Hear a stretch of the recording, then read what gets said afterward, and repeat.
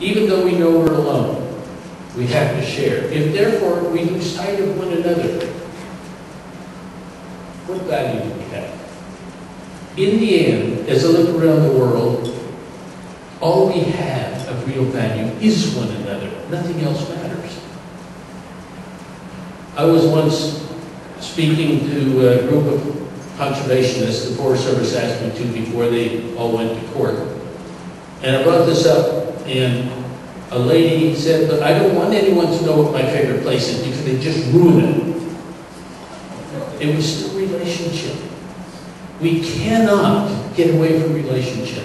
Now, the kind of relationship we choose is our choice.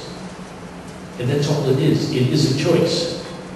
So we lose sight of one another, even if we garner unto ourselves all the material wealth of the world, we'll find in the end that our souls have withered in a dry, godless winds of fear, self-seeking and greed, that despite all our possessions, we have nothing of value after all. We have to remember always that the present is rooted in the past, and the future is rooted in the present. Right now is all we have in forever. Time is a figment of our imagination. If you sit by a river and watch its current, a slow river, what comes towards you is a future dream of what might be. When it's in front of you, it's the present. When it's past you, it's a memory. The past is a memory. It may have regrets of things that you left undone, but it is still just a memory. The future never gets here. It's a dream of what may happen. How you choose to dream is up to you. But if you live in the present moment, there is no fear. There can't be. Because it's happening right now. It isn't 2 seconds from now, it's now. Any of you ever been in a situation where you had to think just like that because there was some danger? And when did you get afraid? Afterwards. When you thought back of what might have happened. My wife does this once in a while. I say, don't worry about it. It didn't happen. That's the point. Right now, is there anything to be afraid of? The answer is no. Our circumstances were initially the result of choices made by our ancestors and our parents.